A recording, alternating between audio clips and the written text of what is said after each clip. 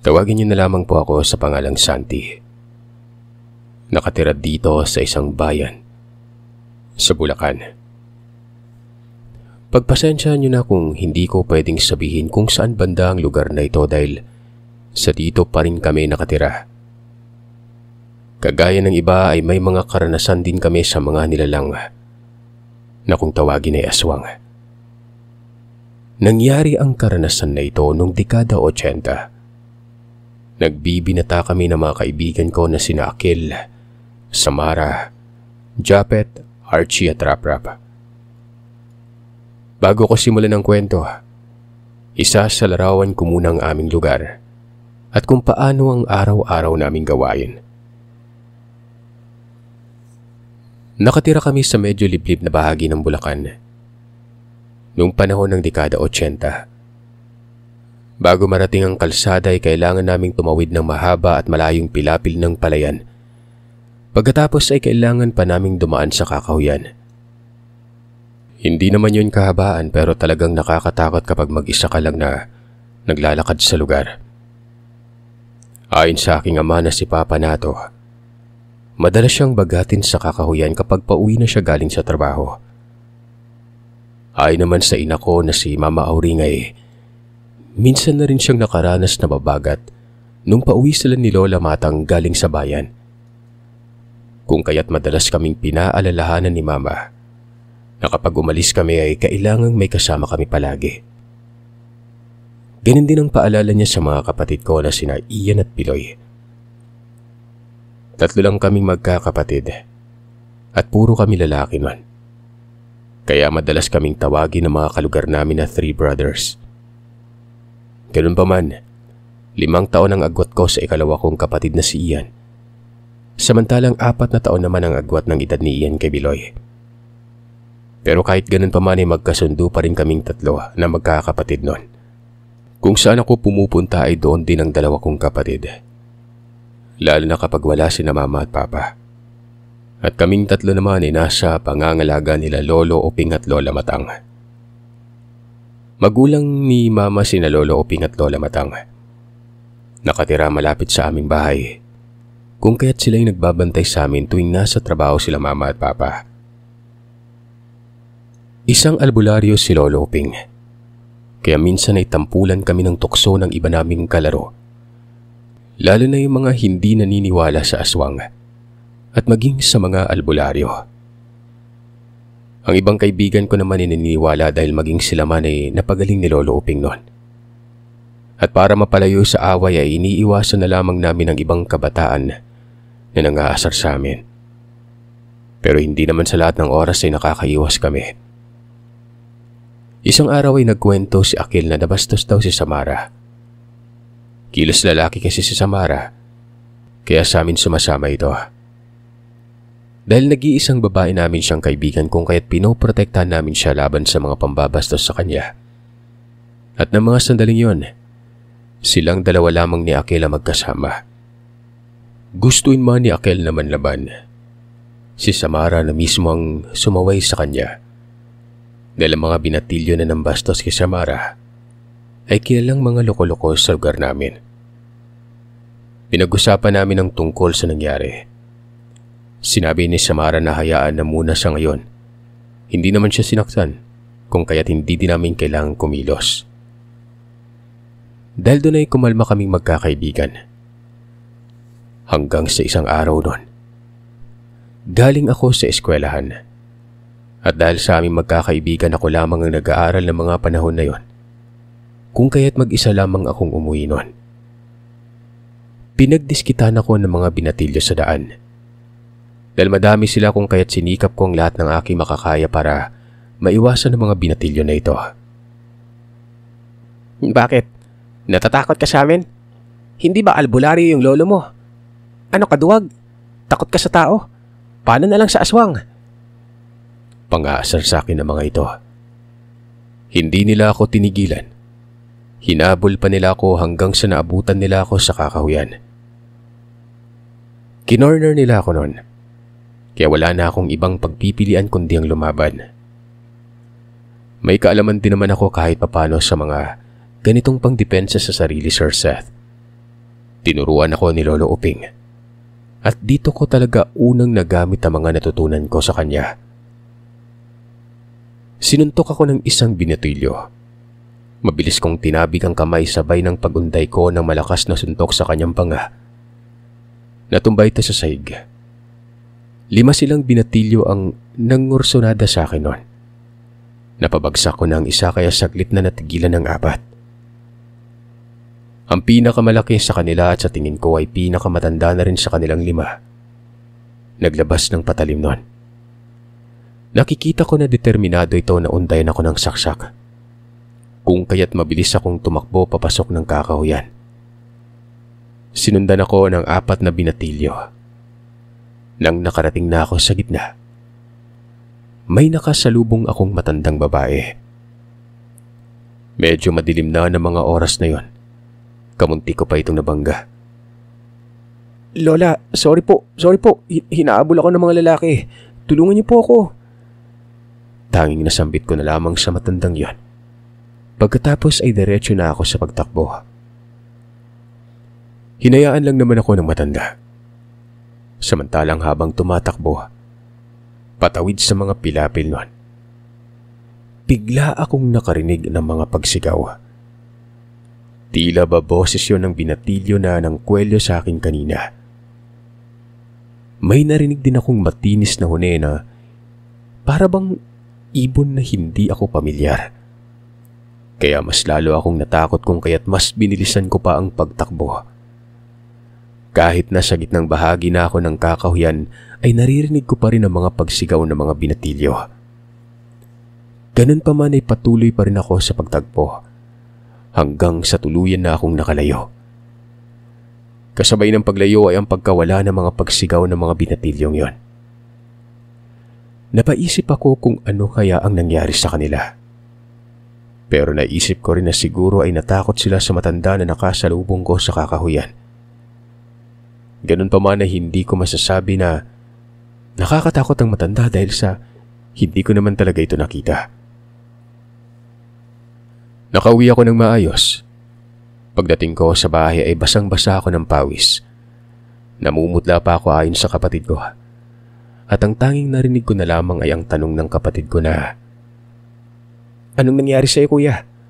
Bakit ganyan ka?" Huling beses na narinig ko yon bago ako nawala ng malay. Kagad din naman nila akong pinagtulungan na gamutin hanggang sa bumalik ang diwa ko. Pakiramdam ko ay pagod na pagod ako. Itsura ni Lolo ang una kong nasilayan nang imulat ko ang aking mga mata. Tinanong ako ni Lolo kung saan ako pumunta at bakit may marka ako ng aswang. Wala naman akong masagot dahil wala akong natatandaan kahit isa sa kung ano ang nangyari sa akin. Tumango lamang si Lolo at sinabi sa akin na minarkaan ako ng aswang noon. Maliban pa sa pangmamarka ay batid niyang may hindi magandang nangyari sa akin sa daan. Doon ay unti-unti kong natandaan na may mga kabataan na tumambang sa akin noon. Pagkatapos ay may nakasalubong akong matandang babae sa may kakahuyan. Habang tumatakbo ako palabas ng kakahuyan, Lo, may narinig akong boses ng nagsisigawan eh. Siguro sila yung mga kabataan na humabol sa akin habang tumatakbo ako pauwi. Pagkikwento ko kay Lolo. Tumango ito sa mga sinabi ko sa kanya. Sinabi niya pang malalaman namin bukas kung ano na ang nangyari sa mga kabataan na tumambang sa akin sa daan. Tumango naman ako sa sinabi ni Lolo. Maya-maya pa ay dahan-dahan na akong tumayo para kumain dahil sa nakaramdam ako ng gutom noon. Nang pumunta ako sa lamesa ay tama lang na inihahain na ni Mama ang pagkain ko. Kagad naman akong kumain. Pagkatapos ay nagpahinga saglit. Nilapitan ako ng kapatid ko at sinabihan na mukha akong suka kanina nang umuwi ako sa bahay. Hindi naman ako masyadong makasagot dahil hindi ko alam na ganun kalala ang itsura ko kanina nang umuwi ako. Sinabi sa akin ng kapatid ko na unang beses niya akong nakita na ganun kaputlang itsura. Halos hindi naman ako makapaniwala sa sinabi ng kapatid ko na yon. Ganun pa man ay pinatotohanan ito ni Papa. Kinabukasan, maaga pa akong pinuntahan ng aking mga kaibigan. Nabalitaan nilang nangyari sa akin. Sinabi nila na may nagkwento sa kanila na dumaan sa daan at nakita nitong nangyari. Oo tol hindi ko sila kilala pero base sa kinuwento sa akin nung nakaraan, palagay ko yun din yung bumastos kay Samara. Wika ko sa aking mga kaibigan. Napailing naman si Japet habang nagsasabi na kilalang siraulo umano ang mga binatilyo na yun sa aming lugar. Kaya pala malakas ang loob naman ng mga loko, no? Tinanong naman ako ni Akil kung may balak ba akong gumante dahil handa silang tumulong sa akin noon. Tanging hudyat ko na lamang umano ang hinihintay nila. Pero mabilis naman akong sumagot na hindi na kailangan dahil hindi naman ako nasaktan.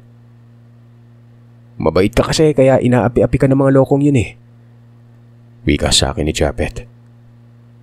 Ngumiti na lamang ako sa sinabi niya.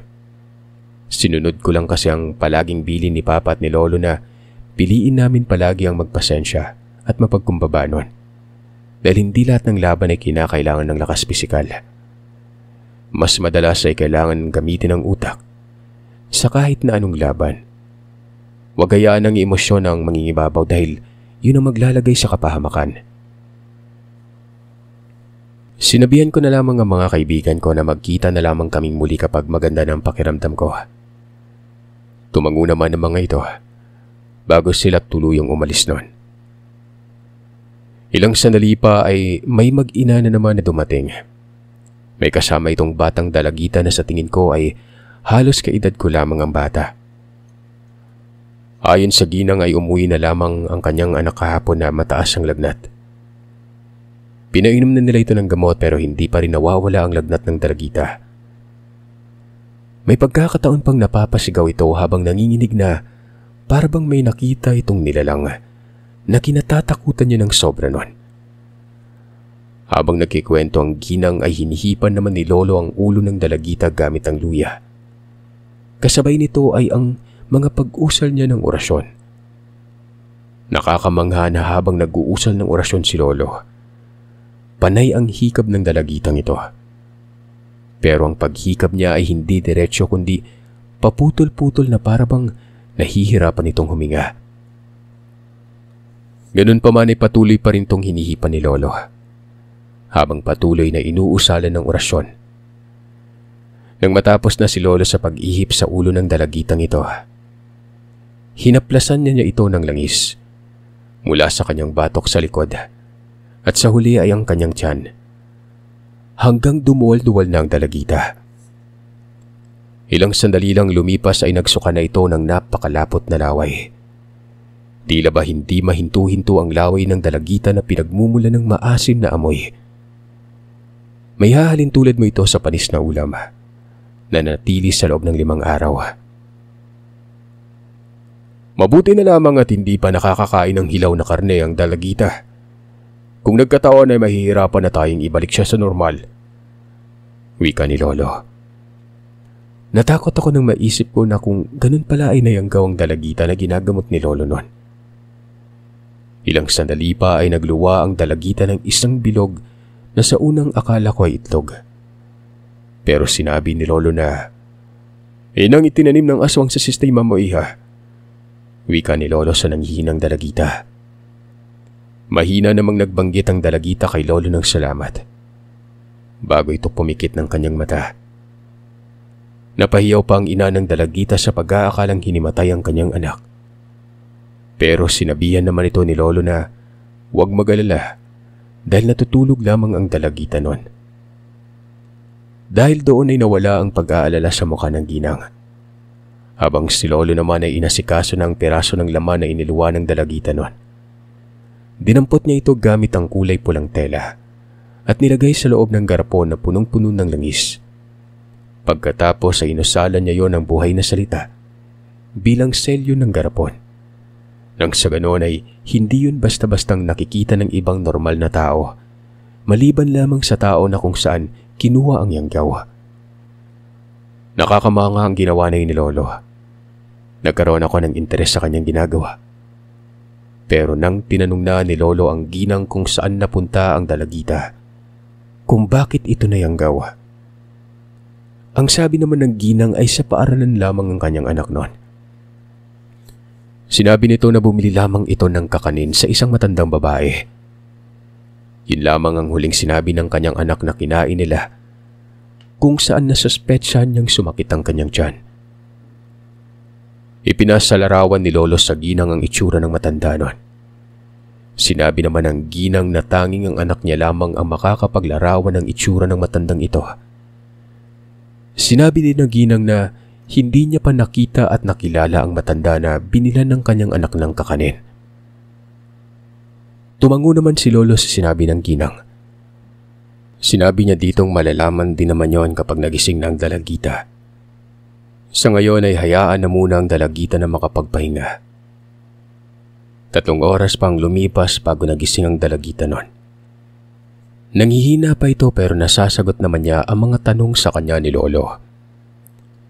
Isinalarawan ng dalagita ang itsura ng matanda na binilan niya ng kakanin. Pero sa hindi ko malamang dahilan, wala akong naintindihan ni isang kataga na sinambit ng dalaga. Habang si Lolo naman ay tumatangu-tangu lamang sa mga sinabi nito. Nagpaalam ang ginang kung maaari na ba silang umuwi. Sabi ni Lolo, talagang uuwi kayo ngayon dahil kailangan kong sumama sa inyo para hulihin kung sino man ang nilalang na nagtangkang mangyanggaw sa anak mo. Tumango naman ito at nagpasalamat. Muli pang nagpahinga ang dalagita kung kaya't hapon na sila nakaalis ng bahay namin para umuwi. Bago pa man sila umalis ay nagbilin si Lolo Uping na baka aabutin na siya ng hating gabi bago makauwi noon. Dahil maayos naman ang pakiramdam ko ng mga panahon na ito, nagsabi ako kay Lolo na gusto kong sumama. Sige po, mabuti nga yan para may kasama akong uuwi mamaya. Dali-dali na akong kumilos. Ako na rin mismong naganda ng kanyang latigo na gawa sa buntot ng pagi. Samantalang ang ginang naman ay inaalalayan na ang kanyang anak. Kung kaninang umaga ay mahina at halos hindi makakilos ang dalagita, ngayon malakas na ito.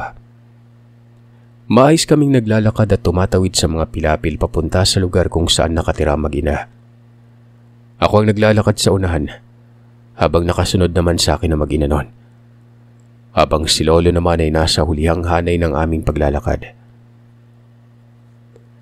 Habang naglalakad kami sa gitna ng pilapil, ay may nakita akong naglalakad na hayop.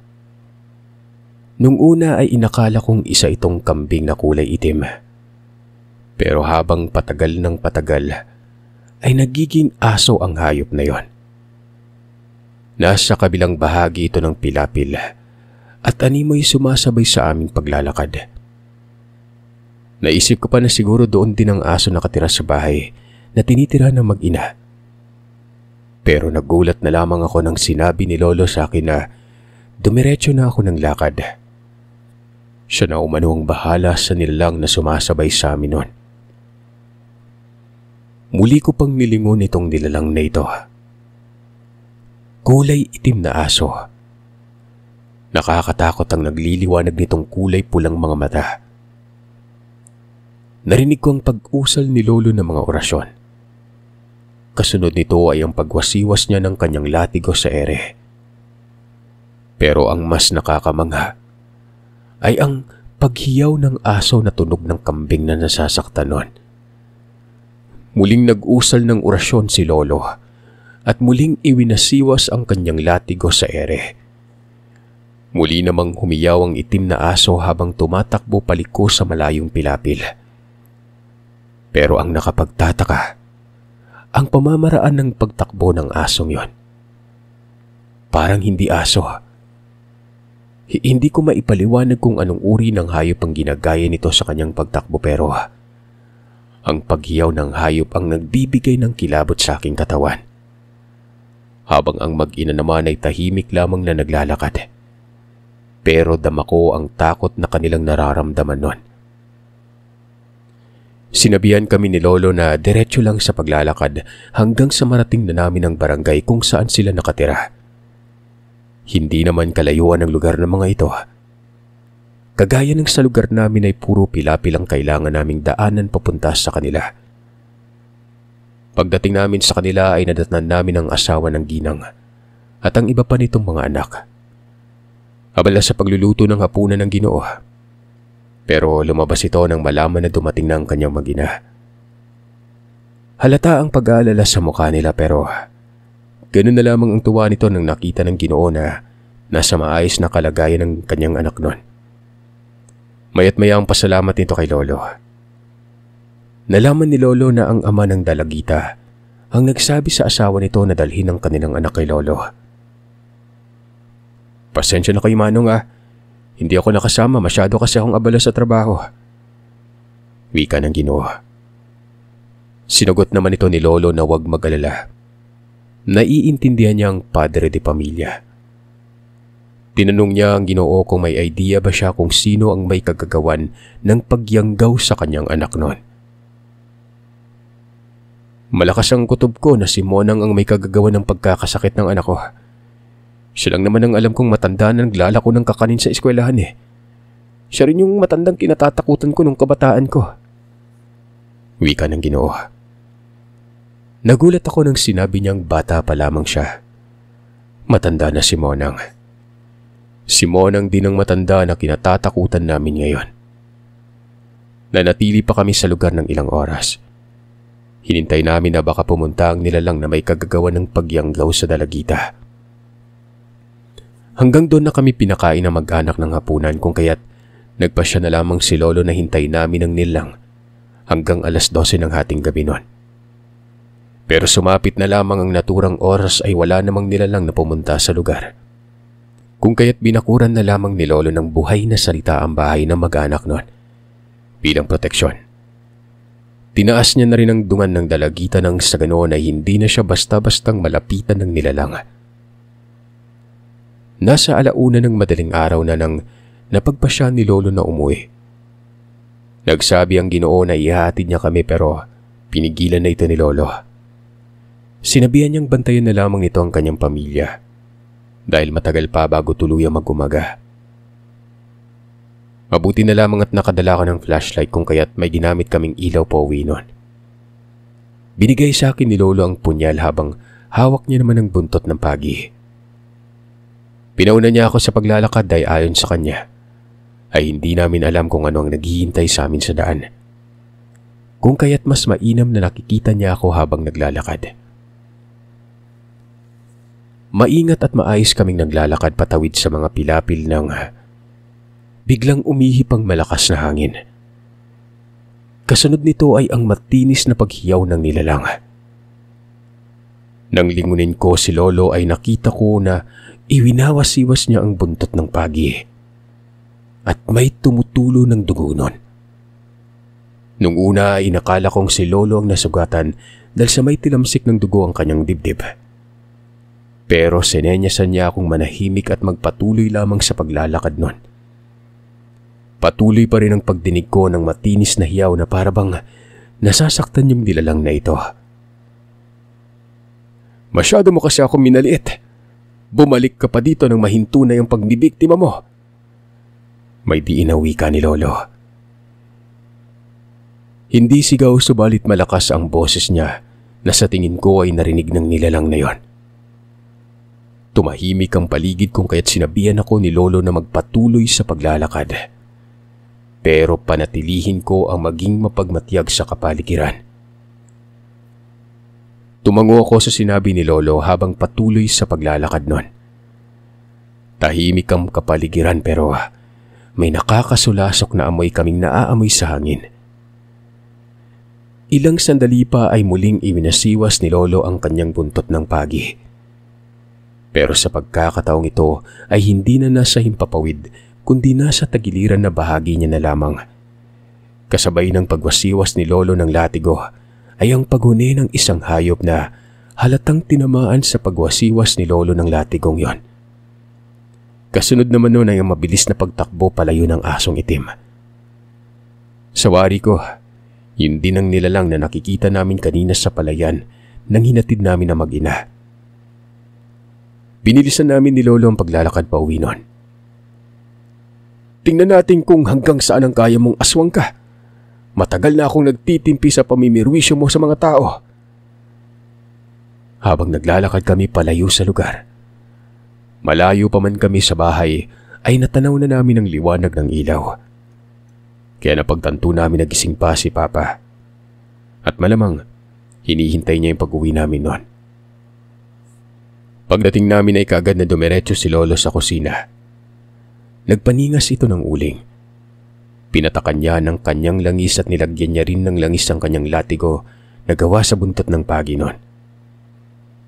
Pagkatapos ay inorasyonan niya ang latigo at inilagay sa lugar kung saan abot ang init at ng usok na nanggagaling sa pinaningas niyang uling. Pagkatapos niyang maasikaso ang ginawa niya sa buntot pagi, inutusan na niya akong maglinis na muna ng katawan bago matulog. Sabay na rin kami ni Lolo sa paglinis ng katawan noon. Dahil sa pagod na pinagdaanan namin nung gabi ay tinanghali na kami ng gising. Paglabas ko ng bahay ay nakita ko ang mga kaibigan ko na hinihintay na ako sa labas noon. Nagkwento ang mga ito kung ano ang ginawa nila kahapon. Sinabi din ng mga ito sa akin ang narinig nilang mga sabi-sabi ng mga kabataan na muli nila akong tatambangan. Ayon pa sa mga kaibigan ko ay sinabi ng isa sa mga ito na nagkasakit ang isa nilang kaibigan nung hinabol nila ako. Narinig ko, tol. Hanggang ngayon hindi pa rin gumagaling ang kaibigan nila. Pagkikwento ni Rap. Hayaan na natin sila. Problema na nila yun kapag binalak pa nila akong bantayan. Napatingin na lamang sila sa akin at napailing sa sinagot ko sa kanila. Niyaya nila ako na maglaro ng basketball ng hapon na ito. Pero hindi ako sumama sa kanila.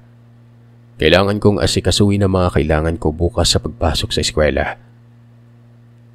Hindi naman nagpumilit ang aking mga kaibigan. Dali-dali na rin silang umalis nang malaman nilang hindi ako makakasama sa kanila noon. Habang ako naman, hinanda na mga gagamitin ko kinabukasan sa eskwelahan. Kinagabihan ay kinausap ako ni Lolo Uping. Sinabi niya sa akin na narinig niya ang lahat ng pinag-usapan naming magkakaibigan noon. Pinayuhan niya ako na minsan, hindi masama ang lumaban para hindi rin masana ang ibang tao na palagi lamang kaming hamakin at kutsain. Dahil lang sa hindi lumalaban noon. Ganun pa man ay pinaalalahanan pa rin ako ni Lolo na wag sobra. Ang may paramdam lang sa kanila na hindi ka basta-basta, sapat na. Tumango na lamang ako sa sinabi na yun ni Lolo. Naiintindihan ko na ayaw niya ako mapahamak. Ganun pa man ay ayaw niya rin akong manahimik na lamang at hayaan ng ibang tao na abusuin ang pananahimik ko na yon. Tumango ako sa sinabi ni Lolo. Kinabukasan maaga pa lamang ay naghanda na ako para pumasok sa eskwela. Kasabay ko ang aking dalawang kapatid noon. Sa hapon naman ay si Mama ang sumusundo sa kanila kung kaya't maaga pa silang nakakauwi. Kinahapunan ay kasabay ko na ang dalawa kong kaibigan pa uwi. Sina Rap at Archie. Bago pa man kami makarating sa kakahuyan, ay may nakaabang na sa daan ng mga binatilyo. Isa sa kanila ang nakita kong galit na galit. Para bang may nagawa akong kasalanan sa kanila na hindi ko alam. Nilapitan ako ng isang binatilyo at takmang kikwelyuhan na naman ako. Teka lang, ano ba yung kasalanan ko sa inyo Sinaktan ninyo yung lola ko. Ngayon ay hindi na siya makakatayo. Kapag may masamang mangyari sa lola ko, makikita ninyo. 10 ng pamilya mo. Sagot ng isang binatilyo noon. Anong lola mo? Wala kaming sinasaktang matanda kahit na babae man o lalaki Ang nilatigo ng lolo ko ng buntot ng pagi. Yung asong itim na nananambang sa aming sa palayan Kaya wala kaming kinalaman sa pagkakasakit ng lola mo. Maliban na lang kung yung lola mo yung aso. Sarkastikong tanong ko sa lalaki habang nakangisi noon. Mas lalong nagtiimbagang ang binatilyo. Samantalang ang mga kasama niya naman ay tila ba naggulat nang marinig ang mga sinabi ko. Sa galit ng binatilyo ay sinabihan niya akong maghintay lang. Susugurin kami ng kanyang ama dahil sa ginawa namin sa kanyang lola. Sabihin mo sa ama mo, kailangang nasaan yung tao siya kung sakali mang susugurin niya kami sa bahay Dahil kung magpalit siya ng anyo sa pagiging aso, hindi ko maipapangako na uuwi ng walang galos yung tatay mo. Matapang na sagot ko nun. Sa inis niya ay dali-dali niya akong sinugod para suntukin pero mabilis kong nakabig ang kanyang braso at kaagad na inundayan ng suntok sa panga. Dahilan para bumagsak ito sa gilid ng daanon papasok sa kakahuyan. Nawalan ito ng malay. Naturingan kang may dugo ng aswang pero lampa ka naman. Pang-iinsulto ko pa sa binatilyo. Nilingon ko ang mga kasama nito na hindi na nakagalaw sa revelasyon na narinig. Kayo, bago kayo makikipagkaibigan, alamin niyo muna yung tunay na pagkatao ng kinakaibigan niyo. Baka mamaya nangianggaw na pala kayo hindi niyo pa alam. Wika ko sa mga kasama ng nakalaban ko na yon. Napatango na lamang ang mga binatilyo sa sinabi ko. Samantalang sina Rap-Rap naman at Archie ay tila ba nabigla din sa kanilang narinig. Ganun pa man ay sinabihan ko na silang umalis na sa lugar. Bago pa man magising ang nakalaban ko na binatilyo noon. Patakbo kaming tumawid sa mga pilapil hanggang sa makarating kami sa bahay. Nadatnan pa namin si Lolo na may ginagamot na bata noon. Napag-alaman ko na pinsan pala ito ng dalagita na ginamot ni Lolo nung nakaraang gabi lang. Hinintay ko si Lolo na matapos sa kanyang panggagamot. Samantalang ang mga kaibigan ko naman ay umuwi na sa kanilang tahanan. Pagkatapos manggamot ni Lolo ay kaagad ko na siyang kinausap. Kinuwento ko sa kanya kung ano ang nangyari kanina sa daan. Sinabi ko rin sa kanya kung ano ang sinabi sa akin ng binatilyo. Tumango naman si Lolo sa mga sinabi ko sa kanya. Sinabi din ito sa akin na hintayin na lamang namin kung ano ang mangyari kinagabihan. Yun na nga. Pero wala namang dumating o kakaibang nangyari noon. Kinabukasan kahit puyat ay pumasok pa rin ako sa eskwela. Nabalitaan ko na lang na wala ng pamilya ng binatilyo na nainkwentro ko kahapon sa daan. Binalitaan na lamang kami ni Jape tungkol sa nabalitaan niya sa pamilya ng binatilyo. Nakaaway ko kahapon. Doon ko lamang nalaman na ang kumukutya sa aming binatilyo ay isa palang apo ng aswang. Simula nung nabalitaan namin ang pagkamatay ng matanda at ang paglisa ng anak nito at ang buo nitong pamilya sa aming lugar, ay siyang pagkawala din ng itim na aso sa palayan. Nung una ay nakala namin na babalik din ang mag-anak pero nakapagtapos na ako sa pag-aaral at nagtatrabaho ay hindi pa rin bumabalik ang mag-anak na ito. Ayon sa mga kuro-kuro na naririnig ko sa lugar, tuluyan nang umuwi ang mag-anak sa pamilya ng kanyang magulang sa isang lugar sa probinsya ng Negros. Naging masaya naman kami mga residente dahil sa hindi na kami natatakot na umuwi kahit gabi. Wala na kasing nananambang sa kakahuyan at wala na ring aso na kulay itim ang nagpapakita sa palayan. Kung kaya't panatag na kaming makakauwi sa bahay ng ligtas at wala nang kinatatakutang nilalang sa daan.